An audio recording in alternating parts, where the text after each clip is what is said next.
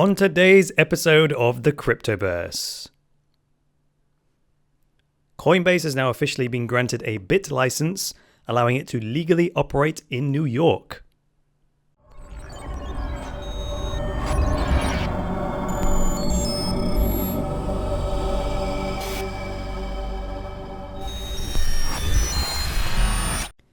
Dash is the privacy-focused digital currency that offers transactions with instant confirmations.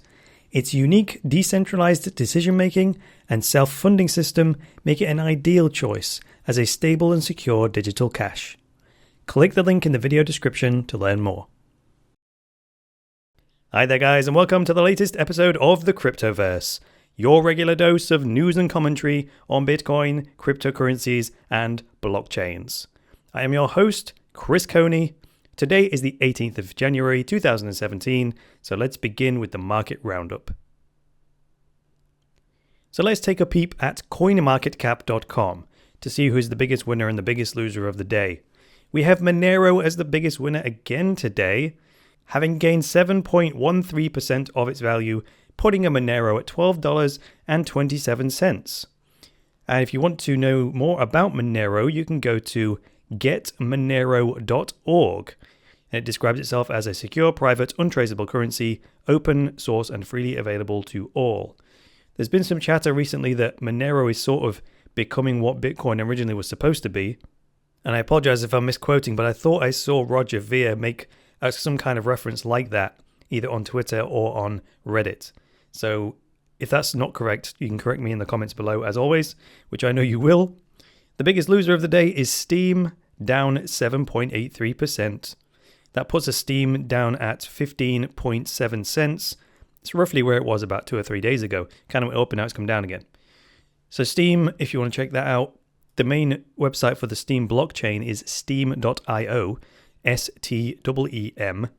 And if you want to look at the social network that is built on the Steam blockchain, go to steamit.com and you'll be able to play with the Reddit-like social network that is built on the Steam blockchain. Pretty cool. I post every episode of the Cryptoverse on there, and I'm quite a big fan of it, to be honest. So that's that. Biggest winner and the biggest loser of the day. Now let's take a look at some interesting things on the Bitcoin price chart. So over to bitcoinwisdom.com we go. And right now on my screen, Bitstamp price, we have $896 as the trading price at this very moment in time. I'm going to forget the cents because it just fluctuates by the second. Anyway, yesterday we had a surprise spike. Literally, I was talking to my patrons in the chat group yesterday, and I think it was Quinn, was like, Chris, look at the Bitcoin price. And I was like, whoa, what's going on? And it suddenly, right at that moment in time, was started to surge. And I was like, what on earth's going on here? It ended the day up near enough 9% gain, which was very interesting. I mean, I spoke about this candle yesterday as it was forming, but it surged even further about, I don't know, it's probably about 8 to 10 hours after I recorded that episode when I was speaking to Quinn on the chat group, and he was like, quick, it's going up even further. And anyway, it went right up. It touched and actually went above and closed above 900. It closed the day, according to the GMT price, anyway, British Standard Time. When that closed, it was $905.99. But then today it's kind of opened. I know it doesn't open or close, but this new candle has come back down below it again. It's like, as I said, $896. Very interesting. Now, Quinn was like, do you know why this is? He did share a story with me about Mercedes buying a digital currency company, but I don't necessarily think that was what it was. It's more likely to do with something that Donald Trump was talking about when he said that the dollar was too strong. He actually said that in an interview, I think, and then that caused the dollar to dip quite significantly. Now, of course, when we look at the price of Bitcoin, we're always comparing it and contrasting it against the US dollar. So everything has a price relative to everything else. So you can trade. You could have a market for chickens against Bitcoin. You could have a market against iPhones against Bitcoin, how many iPhones per Bitcoin, all that kind of stuff. The reason we don't price it like that is because the volume is too low and no one trades them directly.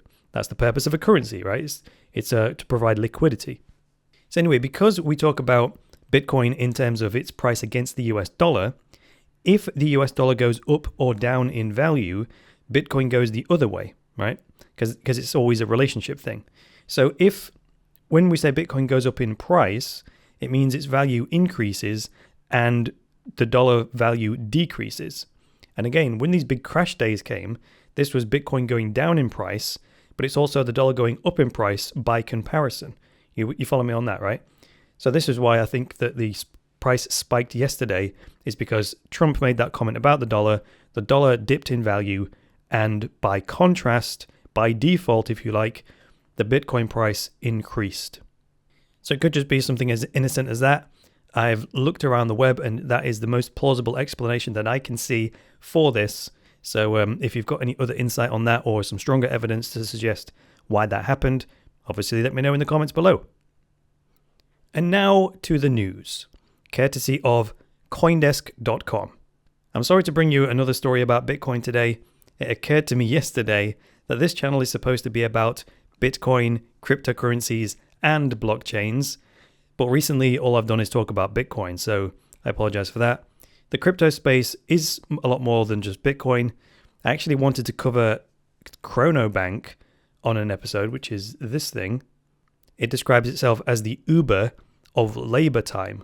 So maybe now I've spoken about it out loud, you guys can encourage me to cover it if it's something that you're interested in. But anyway, the Bit license. What the hell is it, and why does it matter? Well, the financial regulators in New York State, in their infinite wisdom, they decided that they would force Bitcoin-oriented businesses to acquire a special license before they could legally operate in New York.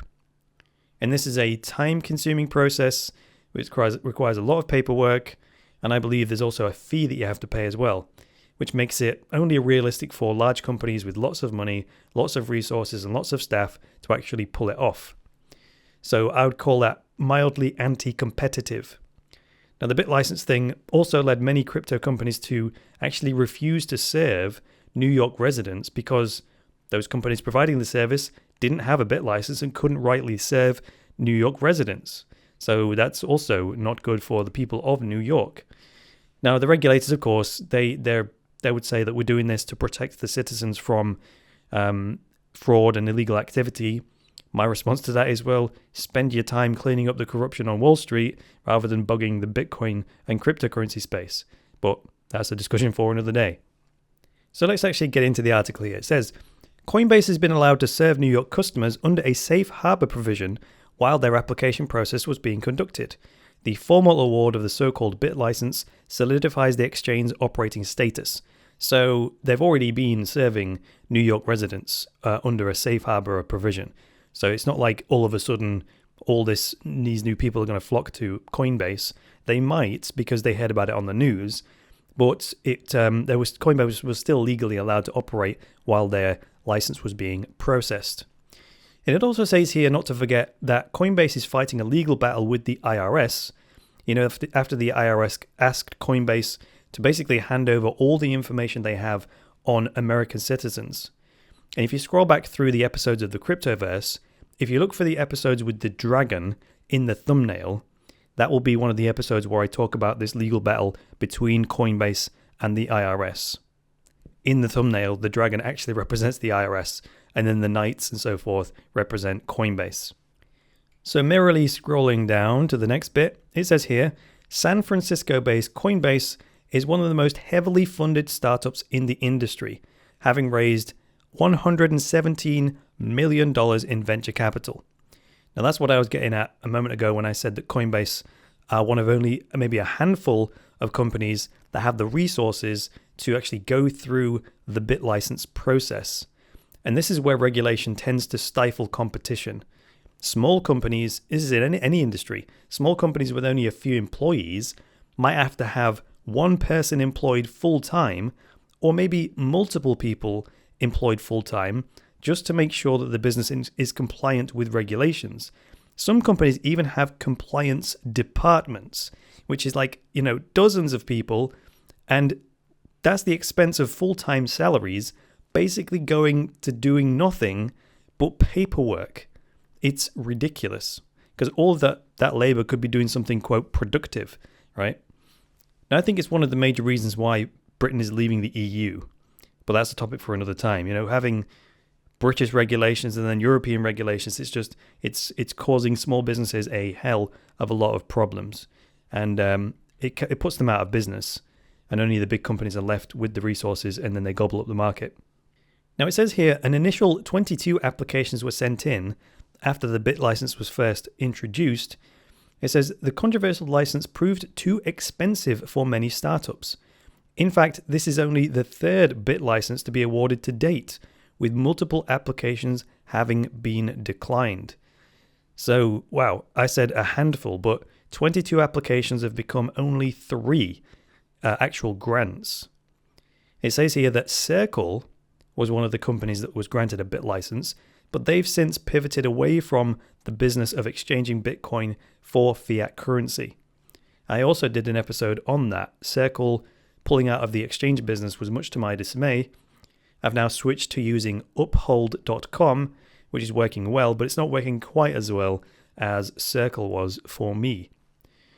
It says here, last July, San Francisco-based Ripple was awarded the second bit license. What is it with these companies being based in San Francisco? I guess that's because it's a hub of tech innovation, so that explains it. And then it says here, in addition to the bit license, companies like Gemini Trust Company and ItBit Trust Company have been given banking charters. Now, Gemini, isn't that what the Winklevoss brothers want to name that Bitcoin exchange traded fund that they want to set up? And in fact, I've got this site up here, which is the company they refer to, the Gemini Trust Company. It's Gemini.com.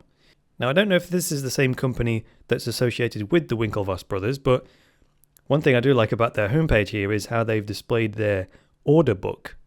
It's very elegant. They show the price, how many Bitcoins are waiting to be traded, and then right in the middle there, it shows the spread in US dollars. But that's kind of getting off the point. Overall, this is good news for New Yorkers who now have more choice when it comes to places to buy and sell Bitcoin, even if it's only 2 or 3 companies they have to choose from.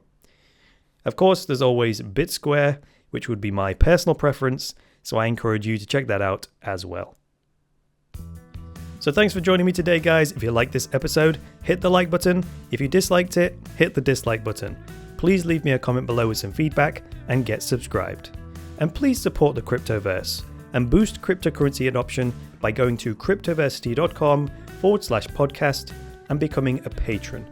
From as little as $10 a month, you can secure Cryptoversity's future, get unlimited access to all Cryptoversity courses, and access a private patrons-only chat group where you get direct access to me. That is all for today, guys. I will be back tomorrow with another episode of the Cryptoverse. So until then, it's me, Chris Coney, saying bye for now.